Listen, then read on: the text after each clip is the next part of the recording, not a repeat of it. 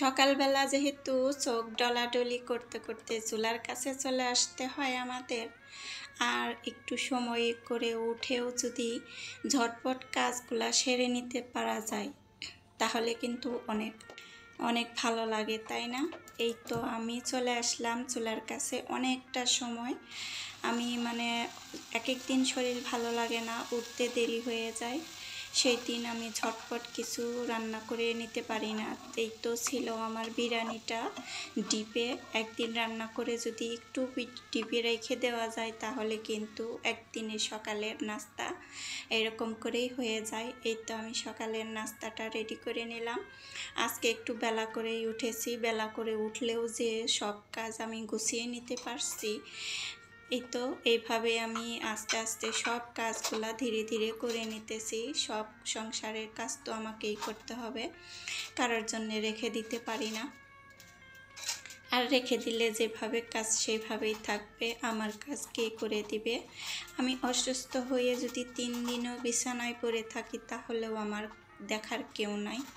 আমার মেয়েটা এমন কোনো কথা বোঝে না, এমন কাজ বোঝে না যে আম্মা অসুখ, কি বিছানায় শুয়ে আছে, উঠতে পারতেছে না, তার কাজ হাতের কাজগুলো আমি একটু করে দিই, এমন বুদ্ধিটা এখন পর্যন্ত হলো না। আর কি বলবো, মেয়ে থাকলে মায়ের অনেক সুবিধা হয়, অনেক কথাই শুনি। আমি তো আমার মেয়ের কাজগুলাই করে দিই। আমার মেয়ে বুঝতেই চায় না, বোঝার মতো বয়স হয়েছে কিন্তু বুঝতে চায় না। যার বুদ্ধি হয় 12 বছরেই হয়ে যায়, আর বুদ্ধি যাদের না হয় 20 বছরেও হয় না। এই তো আমি সব কিছু গুছিয়ে নিতেছি, শরীর ভালো না তারপরেও চলে আসতে হয়েছে চুলার কাছে। এই তো খালা আসছে, কিন্তু এই প্লেট বাটি যে কিভাবে গুছাইতে হয় সেটা জানে না। বলে দিছি তারপরও যে আমি না আসতে পারলে একটু গুছিয়ে রাখো, এইভাবে আমার জন্য রেখে চলে যায়। আর সব কিছু গুছিয়ে নিলাম, একে একে কাজগুলা গুছিয়ে নিতে পারলে অনেক সুবিধা।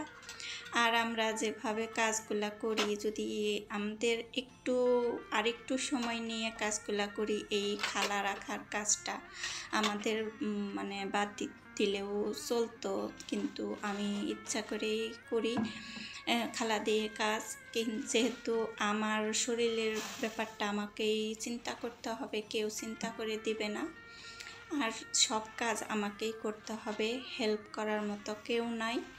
আর যখন অসুস্থ থাকি তখন আমি চলে যাই আমার বাবার বাসায়, ভাইয়ের বাসায়, কিছুদিন থেকে আসি। তারপরে শরীরটা আস্তে আস্তে ঠিক হয়ে গেলে পরে আবার চলে আসি এইখানে তো আমাকে দেখার মতো কেউ নাই। আমার আশেপাশে অনেক আত্মীয় স্বজন আছে, তাদের জন্যে আমি আছি, কিন্তু আমার জন্যে কেউ নাই। এই তো সকালে কাজগুলা গুছিয়ে নিতেছি। 3 দিন ধরে চালের বস্তা নিয়ে আসছে, ঢালা হচ্ছে না। আর এই ড্রামে কিছুটা চাউল আসছিল, ওই চাউলটা তো আগে শেষ করতে হবে, তার জন্যেই তো চাউলটা আমি ঢেলে নিলাম। এখন একটুখানি চাউল রয়ে গেছে, তারপরেও ঢেলে নিলাম পরিষ্কার করে। আর এই তো কাজগুলো আমি এইভাবেই করে নিছি। এখন ঘরটা একটু পরিষ্কার করে নেব। খালা ঝাড়ু দিয়ে চলে গেছে। এইখানে চালের বস্তাটা আমি নাড়াচাড়া করছি, এজন্য একটু ময়লা পড়ছে, ওগুলা আর কি একটু ঝাড়ু দিয়ে পরিষ্কার করে নিলাম। আমাদের কাজ যেভাবে আমরা করি না কেন, যদি গুছিয়ে যদি সুন্দর করে রুটিন অনুযায়ী আমরা কাজ করি, একে একে সব কাজ সুন্দরভাবে গুছিয়ে নিতে পারি। আর আমরা এক একজন এক এক রকমের কাজ করি, যে গুছিয়ে কাজ না করলে আমাদের সমস্যা হয়ে যায়, আর কি গোছানো হয় না, যে চিন্তা করি আমরা কোন কাজটা আগে করব। এরকম প্রিপারেশনটা আমাদের আগেই প্রথমেই নিতে হয়, যে এই কাজ করব প্রথমে, তারপরে ওই কাজটা করব, যেভাবে যে কাজ থাকে আর কি চোখের সামনে, আর কি বুঝে নিতে হয় কোন কাজটা কিভাবে করলে গুছিয়ে নিলে। তো পরপর গুছিয়ে নিতেছি। এখন এই যে সবজিটা কেটে নেব, তারপরে শুধু রান্না করব। ঝটপট সব করে নিতেছি। মেয়েকে বিরিয়ানিটা গরম করে দিয়ে আমি এই তো সবজি কাটা শুরু করছি। মেয়ে আবার চা বানাবে, তাড়াহুড়া করতেছে যে আম্মু খাও একটু, আর আমি চা বসিয়ে দিই। আমি বললাম যে তুমি বসাতে থাকো, আমি একটু সবজিটা কেটে তারপরে আমি আসতেছি। তা আমি তো হাত মুখে ধুইতেছিলাম না। এই তো ভিডিও করার একটা যদি ঝোঁক উঠে যায়, যদি ইচ্ছা উঠে যায় যে এখন আমি একটু ভিডিও করে নেব, তখন কিন্তু ভাত খাওয়া মানে আমার মুখ হাত ধোয়া ওইটা আমার পরেই হয়। মনে হয় এরকম অনেকেরই হয়, দেরি হয়ে যায়।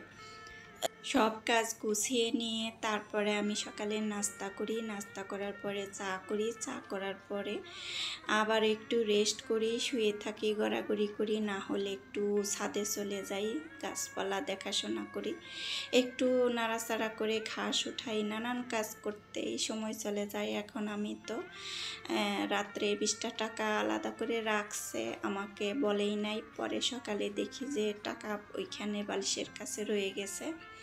এখন এই তো নিয়ে একটু মানে ভরে রাখলাম। এটা যদি এখন না করি আর মনে থাকবে না, টাকাটা ওইখানেই থাকবে। এই জন্যে আর কি রান্না বসানোর আগে আমি তো ব্যাংকে টাকাটা ভরে নিলাম। এইটা একটা শুভ কাজ, সকালবেলার শুভ কাজ, মানে টাকা সেভিং। এই টাকাটা সেভিং করা মানে আমাদের অনেক দরকার, অনেক গৃহিণীদের দরকার যে আমাদের কিছু কিছু টাকা আলাদা করে রাখা। সংসার থেকেও আমরা এভাবে কিছু কিছু টাকা আলাদা করে রাখতে পারি যদি আমাদের ইচ্ছা থাকে। ইচ্ছা থাকাটা অনেক জরুরি। টাকা মানুষ অনেকেই রাখতে পারে না, অনেকের কাছে টাকা থাকে না, অনেকের মানে এরকম নাই, ইচ্ছা নাই যে আমরা টাকা সেভিং করব। আর যারা মনে করে যে আজকে আসি কাল নাই, টাকা সেভিং করে কি করব, তাদের জন্য বলতেছি যে অসময়ে টাকাটা আমাদের অনেক প্রয়োজন আসবে, কিন্তু আমাদের যে অসময়ের যে অসুবিধার যে অসুখ বিসুখ মানে অনেক কিছু আছে, ছেলে মেয়েদের লেখাপড়া মানে অনেক কিছুই আছে, যে টিউশনির হালকা পাতলা টিউশনির বেতনটাও আমাদের এইখান থেকেও আমরা মাঝে সাঝে দিতে পারি, যদি হাজব্যান্ডের কোনো সমস্যা হয় যে এখন আমি টাকাটা দিতে পারতেছি না, তোমার কাছে থাকলে দিয়ে দিও। এরকম করে আমরা সংসারের অনেক কাজে হেল্প করতে পারি যদি কিছু কিছু টাকা আমরা এইভাবে রাখতে পারি। প্রয়োজনীয় মানে বাচ্চাদের সামান্য একটু অসুখ বিসুখেও আমরা এই যে টাকাগুলো যে আলাদা করে রাখি, ওই টাকাটা আমাদের কাজে লাগে। আমাদেরও তো হয় অনেক মানে অনেক সময় হয় যে একটা ওষুধ নাই, মানে প্যারাসিটামল লাগবে, মাথা ব্যথা করতেছে, কি একটা মানে অ্যামোডিস লাগবে, কি পেট ব্যথা করতেছে, এখন নাই, সাথেই ডিসপেন্সারি আছে, যদি টাকা থাকে তাহলে কিন্তু আনা যায়। এরকম একটা চিন্তা ভাবনা মাথায় রেখে টাকাটা জমা করতে হবে আমাদের, কিছু কিছু টাকা। আর মরে গেলে তো গেলাম, ওইটার কথা তো আর বলি না, যে আমাদের মরে গেলে আমাদের এই টাকাটা কি হবে, টাকাটা হবে কি আমাদের বাচ্চারা থাকবে, তাদের নিয়ে তো আমি মরতেছি না, তাদের কাজে লাগবে, হাজব্যান্ডের কাজে লাগবে। এই তো আমি দেখো লাউটাও বসিয়ে দিছি, কথায় কথায় অনেক দূর চলে আসলাম। এখন পর্যন্ত যে যে আমার পাশে আছো একটা লাইক দিতে ভুলে গেছো, লাইকটা দিয়ে আমার পাশে থেকে যেতে পারো। আর নতুন কোনো আপু ভাইয়ারা হইলে আমার পাশে থেকে যেও, ছোট্ট একটা কমেন্ট রেখে যেও যদি ভালো লাগে, আর একটা লাইক দিয়ে পাশে থাকো। এই তো আমি একটু সবজি ভাজি করে নিলাম। এইভাবে সবজি ভাজিটা আমার 2টা ছেলে মেয়ে খুব পছন্দ করে। আর আগের দিনও বলছিল যে ফুলকপি দিয়ে ভাজি করো, সিম দিয়ে। আর একটুখানি ফুলকপি রান্না করা শেষ, একটুখানি রেখে দিছিলাম। এই তো রান্না আজকের মতো এই পর্যন্তই। ভালো থাকো সবাই, সুস্থ থাকো। আবার কোনো নতুন ভিডিওতে কথা হবে, সেই পর্যন্ত সবাই ভালো থাকো, সুস্থ থাকো। আসসালামু আলাইকুম।